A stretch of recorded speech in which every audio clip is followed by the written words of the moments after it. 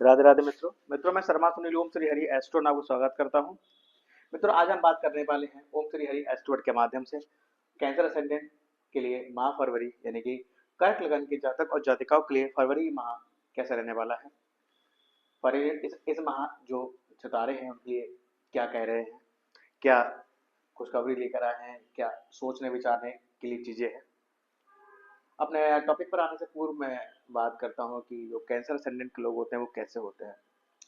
Cancer इनके जो honour होते हैं वो मून होते हैं। मून मून जल तत्व का ग्रह, ठंडक देने वाला ग्रह। तो ऐसे लोग ओवर सेंसिटिव होते हैं, एक साफ हृदय के होते हैं। मतलब ये वो लोग होते हैं जो किसी पर भी आंख मूंद करके भरोसा कर लेते हैं। कभी कभी ये गुण जो उनका है इनके लिए परेशानी का कारण बन जाता है। ऐसे लोग होते हैं, साफ दिल के होते हैं, बहुत ओवर सेंसिटिव होते हैं, कहीं ना कहीं बहुत ज्यादा सोचने के चक्कर में ये स्ट्रेस में रहते हैं। अगर चंद्रमा इनका अच्छा है पत्रिका में तो ये इनकी याददाश्त बहुत उत्तम होती है, बहुत बढ़िया होती है। 6 महीने पहले कोई चीज रखी हो, आज इनसे मांग लीजिए निकाल के दे देंगे। 2 मिनट नहीं लगते इनको इस चीज के लिए। तो ऐसी मेमोरी होती है इनकी। आइए मित्रों, बात करते हैं on the basis of transit की फरवरी माह के जो सितारे हैं वो इनके लिए क्या कह रहे हैं। देखिए, सर्वप्रथम हम बात करते हैं। देखिए, अष्टम भाव में इनके शनि आए हुए हैं। शनि अपने स्वराशि में है। तो विशेषकर क्योंकि चंद्रमा जब भी अष्टम भाव में इम्पैक्ट करेंगे, यहाँ बैठेंगे, ये जो समय होगा वो 27 और 28 जो है फरवरी का टाइम होगा। मीन राशि में जब चंद्रमा आएंगे, सॉरी मीन में जब चंद्रमा, हाँ नहीं, कुंभ में, हाँ कुंभ में जब चंद्रमा आएंगे 27-28 फरवरी को आएंगे, तो ये जो 2 दिन का टाइम होगा ना, ये आपके लिए बहुत ज्यादा क्या बोलते हैं स्ट्रेसफुल टाइम होगा। अपने आप को थोड़ा सा तैयार कर लीजिए कि इस टाइम में खुद को डिप्रेशन से दूर रखना है, स्ट्रेस से दूर रखना है, अवॉइड करना है। ये 2 तिथियों में समस्या ज्यादा होगी क्योंकि शनि और चंद्र की जब युति होगी तो दिक्कत होगी। अष्टम में शनि है। जो अष्टम में शनि होता है वो कहीं ना कहीं, अष्टम में शनि आपको स्ट्रेस तो देता ही है, और चंद्रमा जब बैठता है, जब लग्न की युति होती है तो आपको डिप्रेशन तक की चीजें दे देता है, आपको डिप्रेशन में भेज देता है। तो थोड़ा अलर्ट रहिए इस चीज के लिए। इसके बाद बात करते हैं। देखिए, सेकंड हाउस, जो सेकंड हाउस हमारा है, यानी कि फिफ्थ या जो 5 नंबर राशि पड़ी हुई है यहाँ पर, यानी कि जो सूर्य है, सेकंड लॉर्ड बैठा है आपके 7th हाउस में। सेकंड लॉर्ड का 7th हाउस में बैठना कहीं ना कहीं पत्नी के स्वास्थ्य के प्रति चिंता बन जाती है। साथ ही साथ अगर दूसरे वे में कहें तो कहीं ना कहीं पत्नी के थ्रू धन की प्राप्ति भी हो सकती है। और यदि आपका जन्म का मतलब कैंसर वालों के लिए जन्म का सूर्य अगर 7th हाउस में है, तो ऐसे लोगों को जो उनका स्पाउस होता है वो गवर्नमेंट सेक्टर से रिलेटेड होता है। वो जैसे सरकारी नौकरी में हो या फिर कोई ऐसा व्यापार कर रहा हो जो सरकार से जुड़ा हुआ हो, उनको सरकार से राजस्व की प्राप्ति होती हो, इस तरीके का हो सकता है। लेकिन फिलहाल तो जो ट्रांसिट है, सेकंड लॉर्ड का सप्तम 7th हाउस में बैठना इंगित करता है कि कहीं ना कहीं आपके स्पाउस के स्वास्थ्य में थोड़ी नरमी रह सकती है, कोई दिक्कत रह सकती है। या फिर कह लीजिए कि जो ये पीरियड होगा ना, जब तक सूर्यदेव यहाँ पर बैठे हुए हैं, आपका स्पाउस आपके समझ में नहीं आएगा क्योंकि वो बहुत रोयल हो जाएगा। सूर्य आ गया तो वो रुआबदार हो गया, वो आपकी सुनेगा नहीं, वो अपने में रहेगा। तो ये पीरियड जो रहेगा 11 फरवरी तक रहेगा। उसके बाद ये अष्टम भाव में आ जाएंगे तो इसकी कंट्रोल में रहेगी। 3rd हाउस में केतु आए हुए हैं। इस पीरियड में आपके अपने शिवलिंग, अपने नेवस या फिर आईटी, मल्टीमीडिया या सोशल मीडिया के किसी भी काम से जुड़े हुए हैं तो आपको उससे सेटिस्फेक्शन नहीं होगा, कहीं ना कहीं असंतुष्टि होगी होगी। केतु जो होता है वो आपके गुप्त संबंधों को दिखाता है। शुक्र का एस्पेक्ट देखिए पड़ रहा है शिष्टता, तो कहीं ना कहीं पड़ोस में कोई हिडन लव रिलेशनशिप भी आपको जगह यहाँ हो सकता है। साथ ही बात करते हैं 4th हाउस की। देखिए, 4th लॉर्ड आपका बैठा है उच्च का होकर 9th हाउस में, यानी कि 9th हाउस में बैठा है, भाग्य भाव में बैठा हुआ है। ये अच्छी पोजीशन है। घर खरीदने की सोच रहे हैं, प्रॉपर्टी खरीदने की सोच रहे हैं या वाहन खरीदने की सोच रहे हैं तो ये काम होते हुए दिख रहा है, अच्छी पोजीशन है।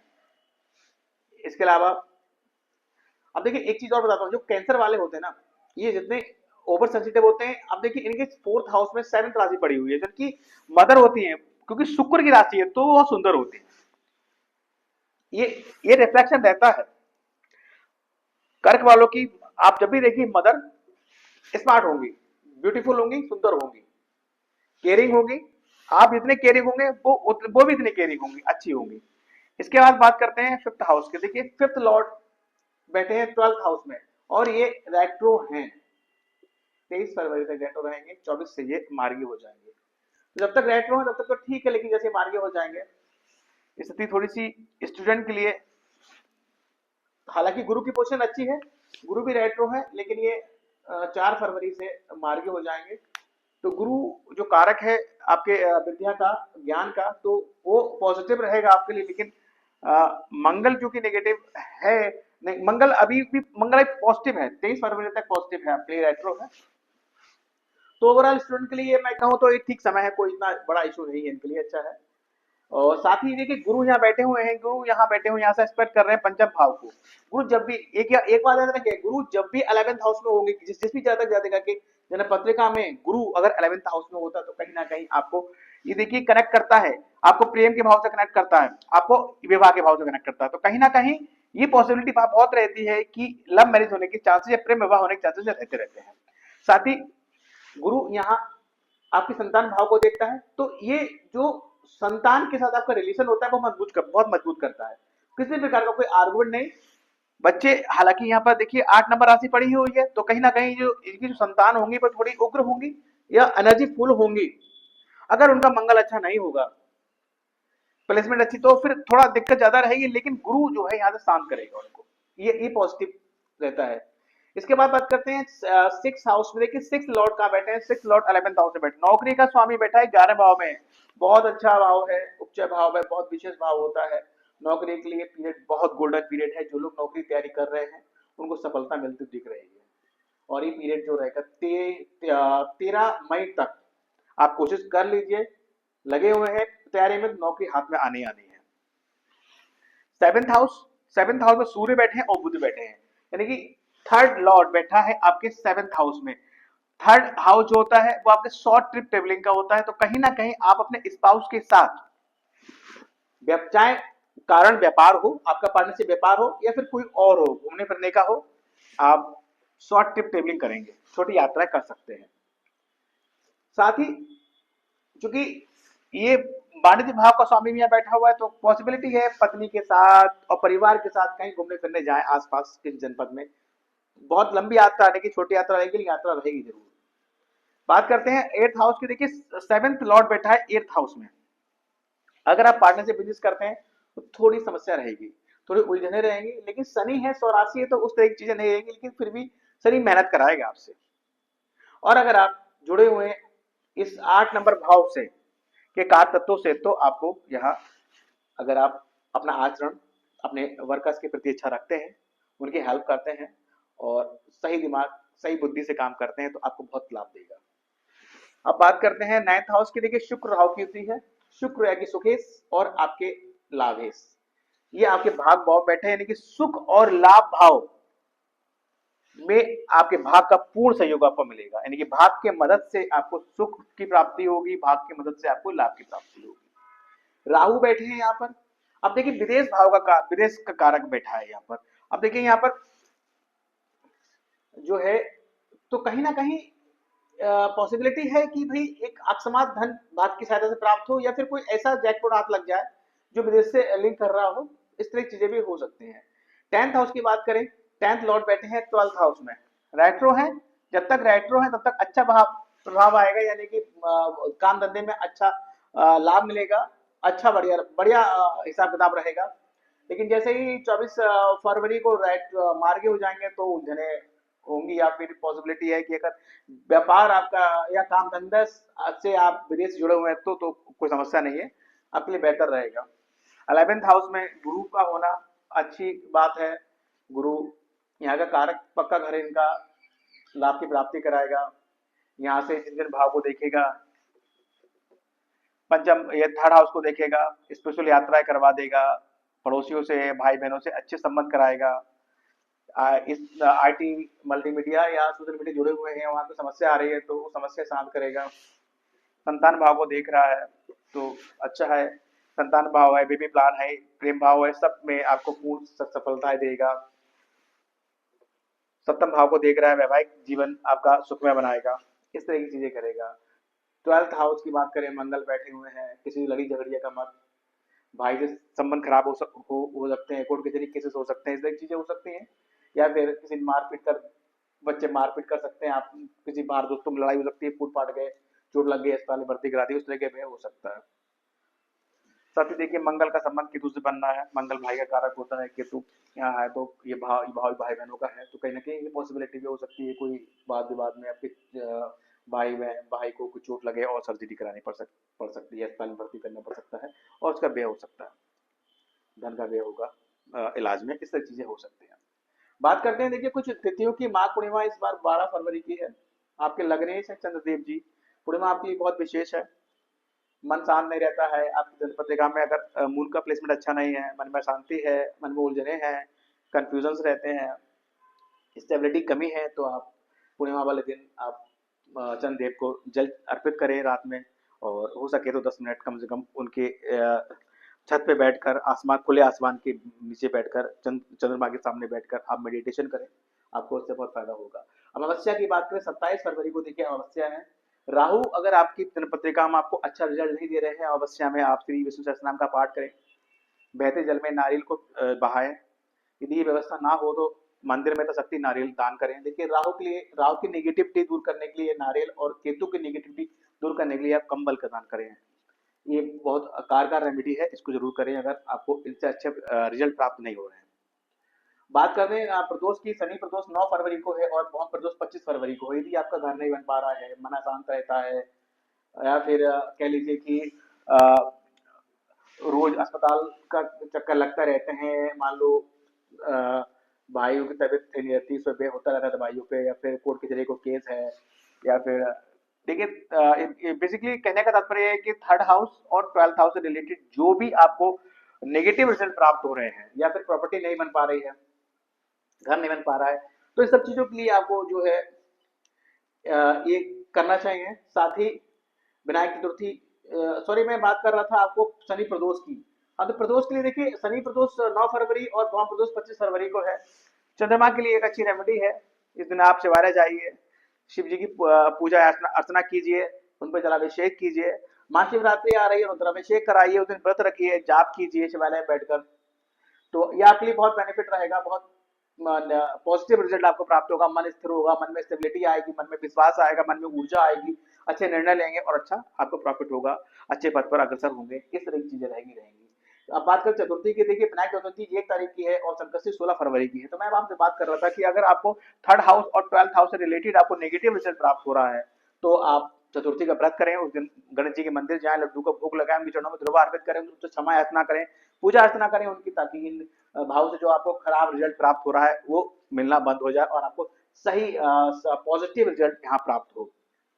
बात शिवरात्रि की बात करते हैं, महाशिवरात्रि पर मैंने बोला कि आपकी बहुत विशेष है, क्योंकि आपके लग्न चंद्रमा है, शिव जी को रिप्रेजेंट करते हैं, जो उनके माथे पर लगे होते हैं, तो इस दिन आप व्रत जरूर कीजिए, शिवालय जाइए, उन पर पूजा अर्चना कीजिए, बेल चढ़ाइए जो आपको पसंद होता है, और जो है बेलपत्ती चढ़ाइए, बेल चढ़ाइए, साथ ही एक माला कम से कम ओम नमः शिवाय का आप जाप कीजिए शिवालय में बैठकर, तो आपके लिए बहुत प्रोग्रेसेबल रहेगा, बहुत अच्छा रहेगा। इस महीने देखिए गज केसरी योग 7, 14, 21 और 28 फरवरी को करेंगे। 7 फरवरी, 14 फरवरी, 21 फरवरी और 28 फरवरी को लग रहा है। गज केसरी योग वही योग होता है, ये अगर आपकी जन्म पत्रिका के अच्छे भाव में ये विद्यमान है, तो बहुत कम मेहनत में आप आकाश की बुलंदियों को छूते हैं, रंग से राजा बनाने के लिए योग पर्याप्त होता है। बात करते हैं आकर्षण योग की, देखिए मैंने बोला कि शुक्र और गुरु का जब भी एक्सपेक्ट होता है, अपोजिशन होता है या उससे युक्ति होती है, तो उस योग को हम आकर्षण योग कहते हैं। इस महीने 2 फरवरी और 16 फरवरी को लग रहा है, ये लव लाइफ के लिए बहुत अच्छा माना गया है। इसके अलावा देखिए बात करें जो तिथियां आपको नोट करनी है, इसमें लिखा टू बी अलर्ट, तो 2 फरवरी, 8 फरवरी, 9 फरवरी, 16 फरवरी, 27 फरवरी और 28 फरवरी, ये कुछ तिथियां हैं, इनको नोट कर लीजिए। और कोई भी निर्णय हो, चाहे आपके व्यक्तिगत जीवन से रिलेटेड हो, चाहे आपके जॉब से, आपके व्यापार से, आपकी प्रोफेशनल लाइफ से, please avoid decision in this dates, इसके आगे बच्चे आप वो निर्णय ले सकते हैं, अदरवाइज आपको नुकसान होगा, वो निर्णय आगे जाकर आपको गलत साबित होंगे। इसके बाद देखिए बात करते हैं कंफर्टेबल राशियां, जो आपके कर्क लगन वालों के लिए जो भी जो लकी राशियां होती हैं, वो देखिए टॉरस, स्कॉर्पियो और पाइसेस, यानी कि टॉरस हो गया आपका जो वृषभ, और स्कॉर्पियो हो गया वृश्चिक, और पाइसेस हो गया मीन। ये 3 राशियाँ आपके लिए बहुत लकी होती हैं। अगर आपके संपर्क में आपके मित्र इन राशियों के हैं या आपके संपर्क में लोग ऐसे हैं तो इनसे सदैव बना के रखिए, मित्रवत व्यवहार रखिए इनसे मित्र व्यवहार रखिए और इनकी राय को अप्लाई कीजिए, आपको फ़ायदा ही फ़ायदा होगा। इसके अलावा देखिए मैंने कुछ पॉइंट मैंने लिख दिए, इसमें हम नज़र डाल लेते हैं, एक बार दृष्टि डाल लेते हैं कि क्या पॉइंट है। देखिए फादर हेल्थ इश्यू रह सकता है, मैंने सूर्य देखिए 12th लॉर्ड 7th हाउस में, फादर का हेल्थ इश्यू रह सकता है, पत्नी का हेल्थ इश्यू भी रह सकता है, इसलिए चीज़ें रह सकती हैं। डू सेल्फ मोटिवेट, अपने आप को मोटिवेट करिए। 27 और 28 जो 2 डेट है जब चंद्र और शनि की युति होने वाली है, उस दिन अपने आप को जो है डिप्रेशन में मत जाने दीजिएगा, स्ट्रेसफुल स्ट्रेस को रिलीज कीजिएगा। इन्वेस्टमेंट के लिए आप ना करें, टू अलर्ट मैंने लिखा है। फैमिली से कोई आर्गूमेंट्स हो उसको भी आप जो है अवॉइड कीजिएगा। स्पाउस से आर्गूमेंट्स भी हो सकता है, सूर्य वहां है तो अवॉइड कीजिएगा। डिससेटिस्फेक्शन हो सकता है आपको अपने पड़ोसी से, भाई बहनों से। हाउस व्हीकल परचेज चार्जेस हैं ही आपके। लव लाइफ के लिए 2 और 16 फरवरी मैंने बोल दिया। मैरिज के लिए मैंने इस बोला है, शेयर मार्केट के लिए मैंने नहीं कहा है। बीबी plan no, careful for court कचहरी। देखिए मंगल आपकी जो है 12th हाउस में है, तो सतर्क रहेगा, कोई कोर्ट कचहरी का कोई मारपीट किसी ना कर बैठिएगा, किसी से लड़ाई झगड़ा मत कर बैठिएगा ताकि कोर्ट कचहरी के चक्कर काटने पड़े। इस तरह की चीजों से दूर रहेगा। स्टूडेंट है तो, अगर आप स्टूडेंट हैं तो आपके लिए ये पॉजिटिव साइन रहेगा कि आप विदेश से पढ़ाई करने की सोच रहे हैं, कोई कोर्स करने की सोच रहे हैं, तो वो यहाँ पर होते दिख रहा है। फाइनेंस के लिए ये ओवरऑल ठीक समय है, गुरु फाइनेंस के भाव बैठे हुए हैं। और शॉर्ट ट्रिप स्पाउस मतलब हाँ स्पाउस पार्टनरशिप बिजनेस के पॉइंट ऑफ व्यू से शॉर्ट ट्रिप हो सकती है। पॉलिटिकली ये अच्छा है, सूर्य 7th हाउस में है, पब्लिक के घर में बैठे हुए हैं, प्रशंसा घर में आपको पब्लिक का पूर्ण सपोर्ट मिलेगा। अगर पॉलिटिकल में है या राजनीति में है तो ये पीरियड आपके लिए अच्छा रहेगा। इस स्पिरिचुअल ट्रिप हो सकती है, स्पाइन पेन देंगे। देखिए शनि बैठे हैं अष्टम में, कहीं ना कहीं स्पाइनल पेन की प्रॉब्लम देंगे। बात करें रेमेडीज की, देखिए आपको सदैव भी हनुमान मंगल उपासना यानी हनुमान जी की उपासना करनी चाहिए और शिव उपासना आपको सदैव करनी चाहिए। स्टोन की बात करें तो आप कोरल और व्हाइट पर्ल आपको बहुत सूट करेगा, लेकिन कोई भी स्टोन पहनने से पूर्व आपको अपनी जन्म पत्रिका यानी कि वर्क चार्ट की रीडिंग करानी बहुत आवश्यक है। और एडवाइस टू एस्ट्रोलॉजर ही आप स्टोन धारण करें मित्रों। इसके अलावा देखिए अगर आपको हमारे वीडियो से रिलेटेड कोई क्वेरी करनी है या अपना पर्सनल वर्क चार्ट रीड कराना है तो उसके लिए आप ओम श्री हरि एस्ट्रोवर्ड संपर्क कर सकते हैं, हम आपकी सहायता करेंगे। तो मित्रों एक छोटा सा वीडियो था कैंसर असेंडेंट के ऊपर। यदि ये वीडियो आपको अच्छा लगे तो उसको लाइक कीजिएगा, और जिन लोगों ने हमारा चैनल ओम श्री हरि एस्ट्रोवर्ड सब्सक्राइब नहीं किया तो प्लीज सब्सक्राइब माय चैनल। साथ ही मैं आपसे रिक्वेस्ट करता हूँ कि जो लोग आपके जानकारी में हैं और कैंसर असेंडेंट के हैं, कर्क लगन के हैं, कर्क राशि के हैं, तो उनको वीडियो जरूर शेयर कीजिएगा ताकि वो लोग जाने कि फरवरी के माह में ग्रहों की चाल उनके लिए कैसी रहने वाली है। तो thank you very much. Radhe Radhe मित्रों।